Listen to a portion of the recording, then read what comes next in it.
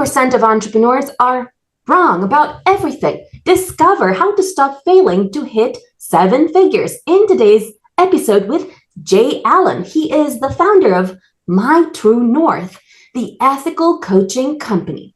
He's a former advanced trauma medic in the British Army turned serial entrepreneur. And he has the most amazing knack for finding the silver lining in every gray cloud. The first question is, what's the secret to your success? Welcome to Awakened Titans podcast with Lily Patrascu, mind-blowing conversations with influential business titans sharing how you can manifest abundance, love, joy, success through quantum awakening, quantum manifestation, quantum healing, quantum miracles, exponential business growth, and innovative products and services. Lily, thanks for having me on. The secret perhaps was taken from a very illustrious career within the British military that I thought was going to go on, and I was going to be a serving soldier for all of my days. And then subsequently having a very near-death experience and severe accident in the Second Gulf War in 2000, which led me into hospital for nearly 2 years, but also took away that career that I thought that I trained for, and the realization that nothing good lasts forever. We always have to be planning for what's next and as to how to be ready and prepared for that. And it was pivotal moments laying in hospital, determining as to whether I was ever going to walk again, that determined that perhaps I'd had all of my eggs in one basket without recognizing that I didn't own the basket. And by taking charge of that and owning my own business, that I can now determine my own destiny. Thank you. What does it mean that 80% of entrepreneurs are wrong about everything? Quite simply, I believe in data-driven decisions. So everything that I do is backed by not just a little bit, but hundreds of thousands of audits over the last 10 years or so. I've also done this, not just in the UK where I'm based, but in 34 different countries around the world. And therefore, the data that I share is global rather than just UK specific. And every business in every sector, in every industry, regardless of how big or small, whether it's clicks or bricks, can easily fit into one of 5 categories. In every sector, in every industry, there's 1% that are trailblazers, that are leading the way, that are smashing all of the goals, that are the forefront of where everybody else is wanting to follow. And there's a further 4% that are hot on their tail, trying to be able to get into that elusive 1% club.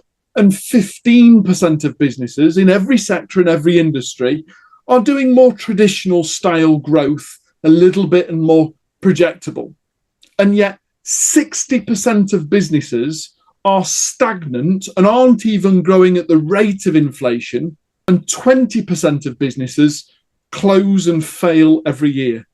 So unless you intended to start up a business and either stagnate or fail, then 80% of businesses, the people around us in the street, the people in the networks that we go to, 4 out of 5 are probably winging it and hoping that they get it right. And the simple answer is that by knowing this, we can stop being influenced by other people's stuff. Ooh, they've got a website, we're going to have a website. Oh, they've got a podcast, I'm going to have to start podcasting. And understand that the truth to your success is within and not copying the competition. Wow, I love that. So tell us what entrepreneurs need to do in order to hit their first 7 figures. Every business starts with what I call 3 essential elements. We've got to have some form of marketing in order to be able to tell people who we are and what we do. We've got to have some means of sales to be able to convert inquiries into cash. And unless you've set up as a registered charity, we need some form of operational functionality to be able to service what they've been paid for so they don't ask for a refund. And most micro startups will start with 3 essential functions. Then as we grow, depending on whether we are a service-based or a product-based business, depends on which of the next elements come following. If you're a service-based business like myself, then it gets to the point where I've won the work, done the work, won the work, done the work. I'm either busy winning work and I'm in the office and doing lots of marketing and lead generation, or I'm out there delivering it and no one's doing the marketing. And so you see this in peaks and troughs in income. They're either doing a fortune or they're back to back brassicks, or they're doing a fortune or they're back. And I'm sure it's common in many small businesses. So the next element for a service-based business is some form of team, taking somebody else on to either do the marketing or for us to do the marketing, for them to go out and service the need. Whereas if we're a product-based business and we've either got an e-commerce shop or we're selling physical books or some form of product, then the chances are that we've got multitudes of different income streams coming in little dribs and drabs all over the place. And perhaps the next element we should have is some form of financial management to understand what and where and when and why, in order that there's not enough month left at the end of the money. Please tell us some of the best marketing strategies you have used to bring leads. For me, I like the personal touch. I've tried the lead magnet, I've tried the ebook, I've tried the download, and the simple fact is the ebook worked until people became authors and had a real book. And then all of a sudden the ebook became less of an impact because I wanted something physical. Some people were starting out with a chapter of the book and then buy the book. And the simple fact is that worked until everyone was giving away a chapter. So at the moment, I give away, I've got my book just here, I've got 2 physical books available, but I now give away the entire book on the premise that from the book, I've collected somebody's mailing address and their contact details. I give the book away for free. I simply charge a couple of dollars or so for post and package. And then from there, I communicate with them and say, and if you'd like to be able to spend a day with the author, then we've got a training suite just next door, and you're more than welcome to come along to one of our trainings once a month. All I ask is for a refundable deposit. I don't want your money to come for the training. I simply want you to commit to being there, and I'll only bill you if you don't turn up. I love this. And I'll deliver a 1-day training course for free, and then from there, sell my ongoing coaching program. And the coaching program covers for the training and covers for the cost of the book. But understanding the lead magnet has to be able to not just build a little bit of know, like, and trust. The simple fact is that you've got to give away some of your best resources right at the very forefront to demonstrate why you're better than everybody else out there professing to do the same thing. Thank you. I love that. Tell us more about how to find these companies that do the delivery for the book.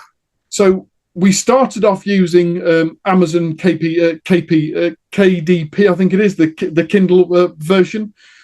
We're based in the UK, and we've now found a fulfillment house called 3M, where for a very small fee, very comparable really with Amazon, that I pre-order the books, and interestingly enough, as the author, I still order them from Amazon to have them printed en masse, but then I send them to 3M, and through my e-commerce site, when people buy the book, they fulfill the order, and I simply receive the emails to confirm it's been sent. Thank you. That's so good. So how much does a company like that charge for that? I think the book itself, I think we pay about, in US, I think we pay about $5.50 for the printing from Amazon. And then 3M, as long as they're not having to store it for months on end, as long as we've got a transition through them on a regular basis, I think we're paying somewhere in the region of about $2.20, $2.30 post and package. Okay, that's quite a good price.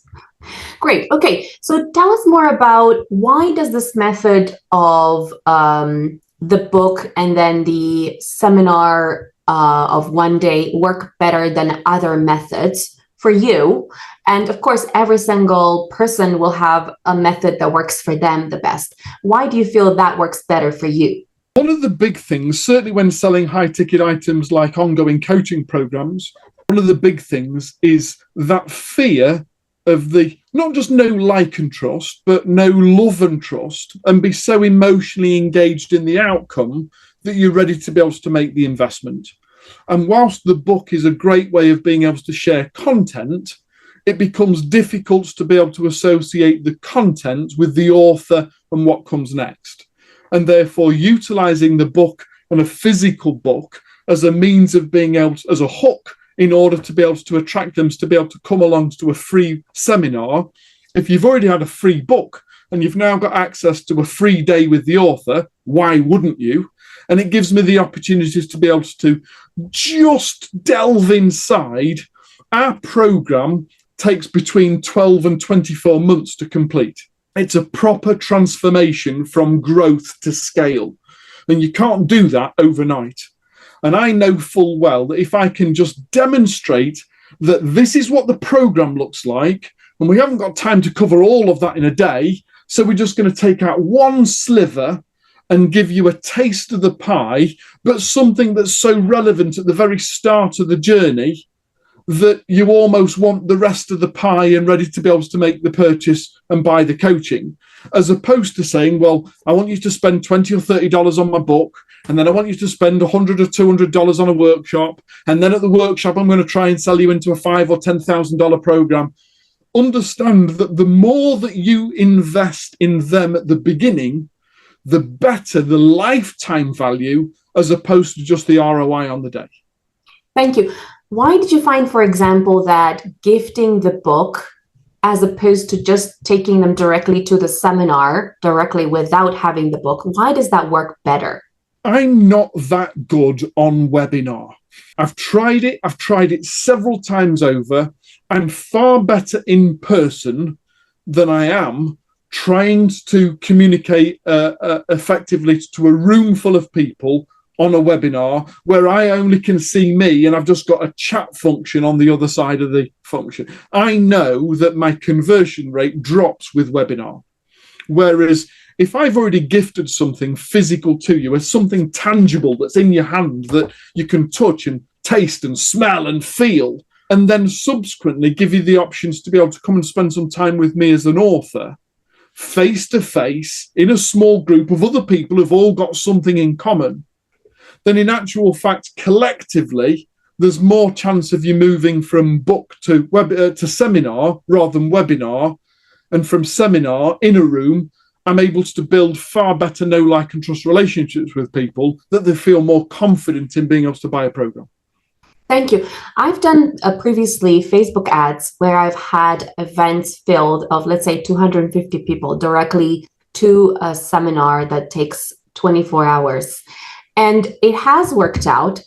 But I wonder for you, for example, where do you get your leads? Is it through Facebook ads? Is it Google ads? Is it LinkedIn ads? Is it some other place where the leads go to download the book? To not download the book, to receive the book to their house? Everything that I've done to date has been organic. I've not spent it, other than boosting posts, I've never yet paid for an ad. I've never yet needed to. I've been fortunate enough that I am very prolific in going out and speaking at events, both local, regional and national events. And I've subsequently found that by speaking in an audience and then talking about the book, and then gifting the book as a tangible asset in exchange for either post and package or a business card in order to be able to communicate with them about the day, has been sufficient to be able to keep me busy for the last 9 years so far. Wow, that is so interesting. What I found quite funny, actually, at many of my events is that I had a stand, and most of the time the stand was unattended because we were all going in to present the event. And what I would normally do is I would leave the books on the table, and there were, at least 50 books there. And I would leave a note saying, please do not take, we are inside if you want to buy a book. And by the end of the session, like, the entire table was gone. Like, not the table was gone. Okay, all the books were gone, which meant that people really wanted the book. So I love the power of a book, actually, to build that trust, that credibility, the authority. And that's the reason why I do what I do, where I help entrepreneurs to publish books, because it's so valuable to have a book that Massively will help so. you with. Now, interestingly enough, if I may, Lily, what we do when I'm speaking at events, and yes, I'm selling the book at the event, and then if people have attended the event, I will then gift people a copy as they leave and this and the other. But what we also do, I've not got one in this book because these are my copies. But what we'll also do is on the front cover, we'll put a QR code, and we'll also put a nice, not a throwaway, cheap, horrible, but a nice bookmark with a QR code on the bookmark, inviting them to come to the event. So even if you take a copy of the book, there'll be a QR code in the center, in the front of it. There'll be a nice leather-bound bookmark with a QR code on it, inviting you to the event. That even if you take the book and you haven't made a payment, I was going to gift it anyway, but there's a QR code in there inviting you to come to something else. Okay, thank you. Now tell us more about the organic strategies of gifting your book. So take us through how you do it. So ultimately, it's speaking at events. It's either the local business networking event, or through BNI, or going to industry-specific events, or going to expos and having a stand. As long as I won't go to an expo and only have a stand unless I can have a stand and be a speaker. And then if I can deliver just a little sliver from the program and demonstrate some competency, if I can share those 5 powerful statistics that I've already done with you about 80% of business owners are wrong, and help people to, my idea of the whole aspect is to be able to challenge people's thinking. I want to be provocative in order to be able to say, I'm not the same as everybody else. And if you want a copy of the book, it's not a reading book. I always say that. Listen, if you want a copy of the book, you're more than welcome to it, but I don't recommend you read it. You see, I've written it as a guidebook. The idea is that it should sit on your desk, and at a moment's notice, if you're either struggling for either inspiration, or you're not quite sure about how to deal with a marketing problem or a sales problem, or you've got objections to someone buying something from you, it's got a really comprehensive contents page. Flick through and find the relevant section and just read a page or two, and it'll tell you exactly what to do to get back on with doing business. And the very fact that I've written it as a business owner for business owners, as opposed to as a revenue generator in its own, or with the intention of being able to do anything other than get them to come to a seminar with me, the whole intent of writing it was part of a longer marketing strategy as opposed to standalone. And as a result, it works really well. Going to events, even going to events where they normally charge for people to speak. When I turn around and say, but every member of your audience is going to leave with a printed copy of my book. Oh, okay. If you're giving them something away, we'll waiver the fee. And I've spoken at events where other speakers are paying to speak, and I've negated that fee on the premise that I'm gifting them my book, knowing full well that they're going to come to a seminar. I'm going to sell them in my environment where I get them to myself instead of having to share them with other speakers. That is very, very clever. Can I ask you how? I've had the book out since 2015, and in dollars, it's probably generated about $700,000 worth of coaching. Okay, wow, lovely. Tell us more about how do you make sure that all the book readers come to your seminar? At the end of every chapter is a link that says, and if you've enjoyed this and you want some more resources, here's the QR code to come to my website. Great. And so, then when they read so the book is 90% of the content, but if you want the other 10%, or if you're just intrigued to find out what it is, then the book has its own website. It brings you to the site. All you have to do is put a name and an email address in, and it automatically sends you more resources. And from those resources, it tells me as to what you're reading and what you're looking at. And then the CRM continues to send emails specific to what it is that you're looking at there and then. Okay, very good. So what are the percentages in terms of, let's say 100 people grab the book? How many of those people tend to end up in your seminar? What the 78%. How many? 78%. That is a very high number. Okay. And from that 78% of people that come to your seminar, how many people tend to kind of join your coaching program?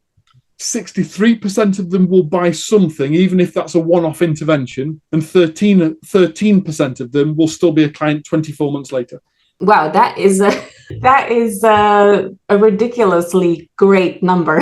Okay, great. So tell us more about other ways for entrepreneurs to get leads for their business in order to reach 7 figures? The simple fact is that most people do the right things in marketing in the wrong order, that they don't get the right results.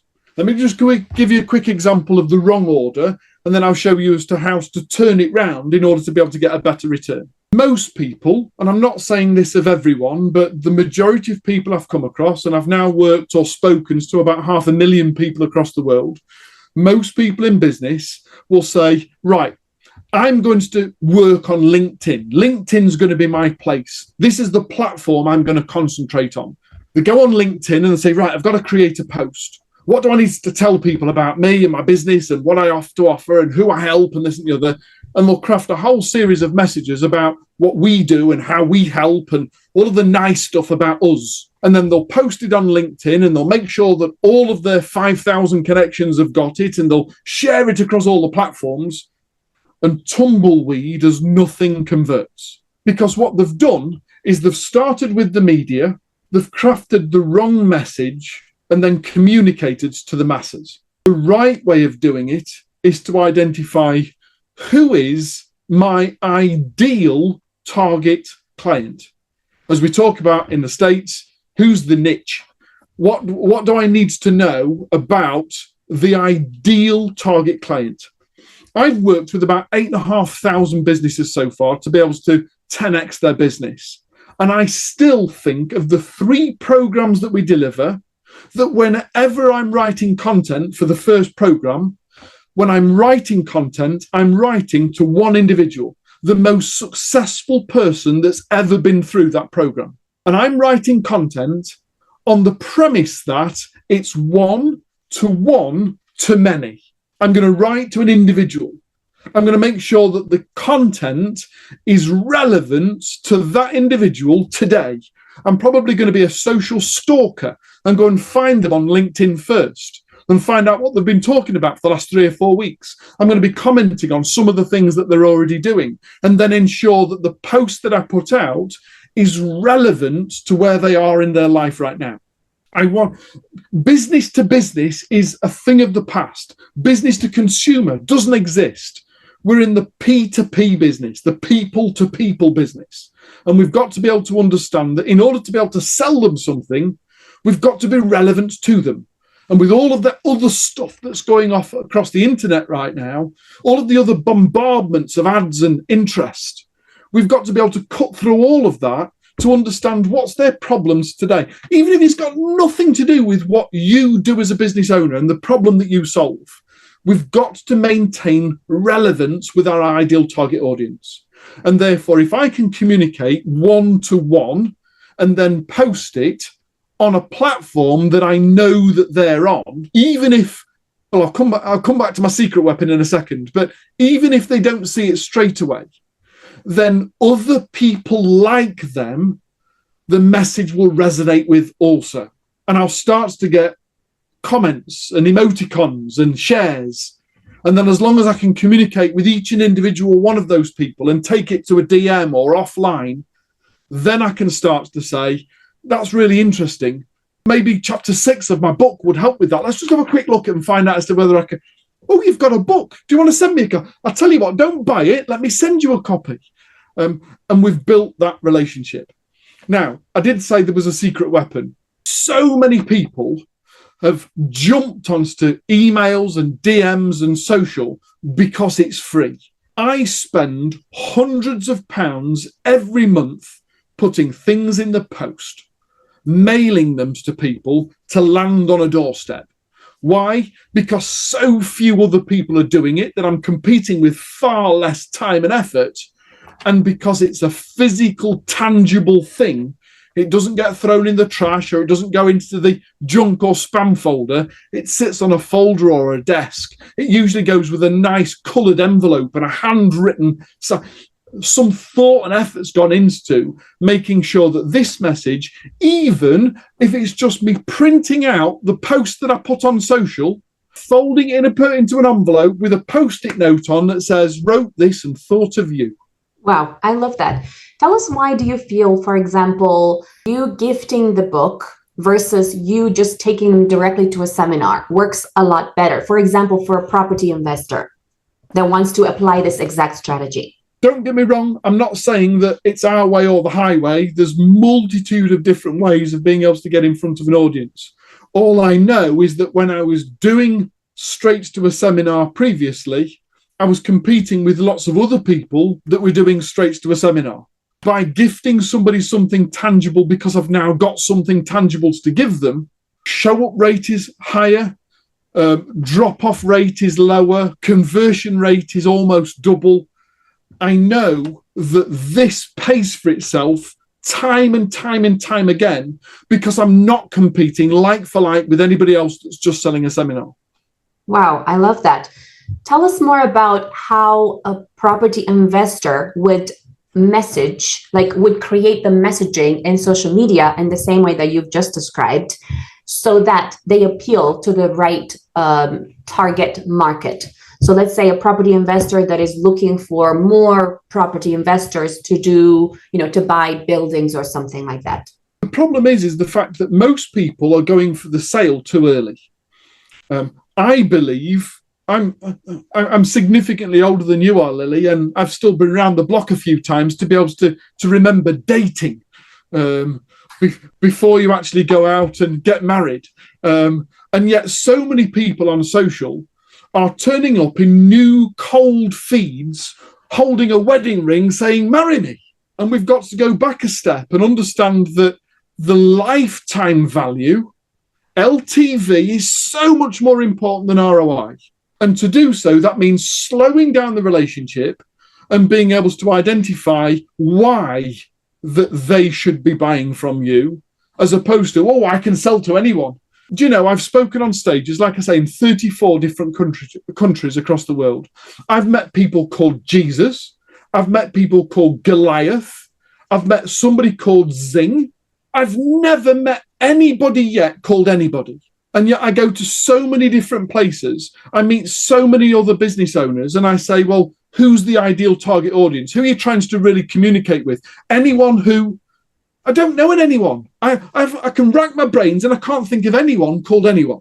And yet the majority of people, property investors are a perfect example, are so keen to go for the kill, so keen to be able to win the next deal, that we've failed to understand that we're in a people-to-people business.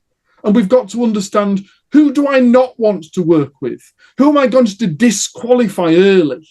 Who am I going to not waste any time of their time or mine trying to build a relationship with something that was never going to work? So going back to the slow it down to speed it up, understanding the ideal target audience. Think of the one person that you'd love to do business with for the rest of your life. Then become a social stalker and tell me everything that you know about that person. The demographics, the psychographics, the heuristics of how they make decisions. Get properly under the skin and understand them as well as Amazon or Facebook or LinkedIn knows them. Then starts to be able to create content that they will enjoy consuming. And I can guarantee you there are other people like them that see your content and like it also. And before you know it, instead of trying to target people and trying to hook them and bring them in, you end up with a waiting list of people saying, oh, would you do business with me? Because you're not being overly salesy up front. You're disqualifying the people that you don't want to work with in order to be able to make room and space for the people that are going to be treated like kings and queens as you work with them over a lifetime of experience. Thank you. What's the best way to create a sales presentation at your seminar to make sure that you're actually closing some deals on the day with some of the attendees? So sales is another great example of where people try their best and get it completely wrong, because they comes to sales from a perspective of measuring ROI and cash in the bank on day one. We'll turn around and say, I'm going to do this presentation and I'm going to measure its success by cash in the bank at the end of the day. And if we go into the process with that energy, and everything that we're doing throughout the process is measured against that result, the energy is universal. We transmit it whether we know it or not.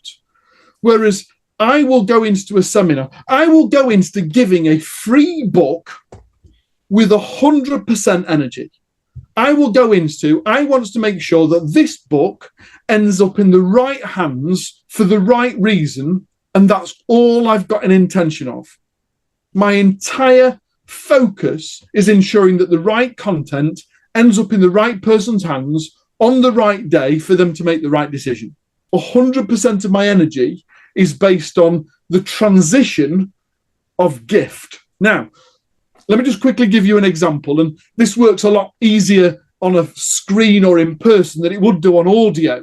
But if I was to reach out and go to shake your hand, you almost feel compelled to shake my hand. And it's only once that transaction has been completed that both of us feel satisfied.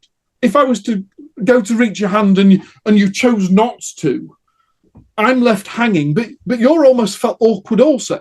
And therefore, the fact that I've gone into it with the entire essence, the energy of offering you a gift, you feel compelled to respond to that gift accordingly. You feel obliged to be able to offer something in return, be it an email address or a willingness to be able to take a phone call, a business card, or signing up for a seminar. The more that we go into sales with the energy of being of service, because sales done well is serving rather than of accumulating cash.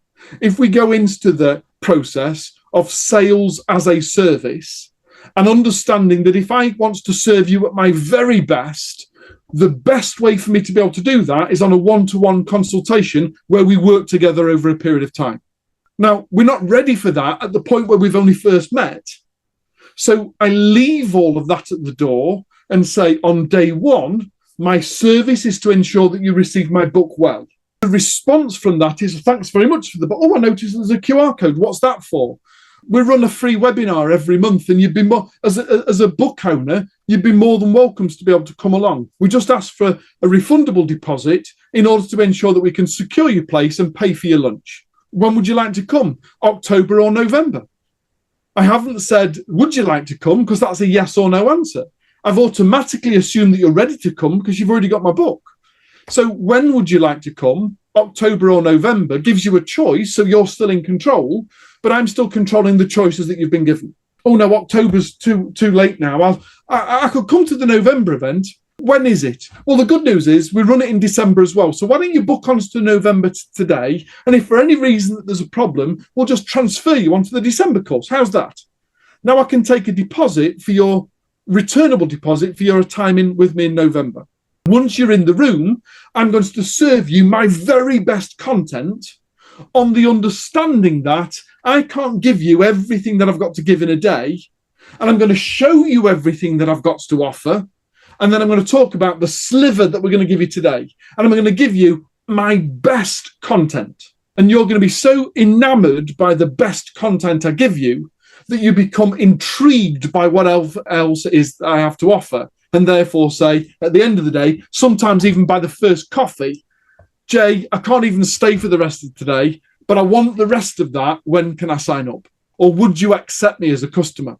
And that's why we have a 13% conversion rate for a lifetime value of a customer, because we give first rather than give to receive. Wow, that is so interesting, very fascinating. So tell us where people can go to grab your book. It's got its own website. The book is called Add a Zero. So you simply visit addazero.co.uk and you can either buy a copy, in which case you pay for it and it pay for shipping and you don't come to a seminar and the likes. Or if you want to be able to make use of a free book, then you simply click on send it me for free. You pay post and package only and you're invited to come to a seminar also. Follow us for more interviews with world's most influential business titans, providing you with the insights to awaken to your full potential, so you can get paid to be yourself, find true happiness, and manifest anything you desire.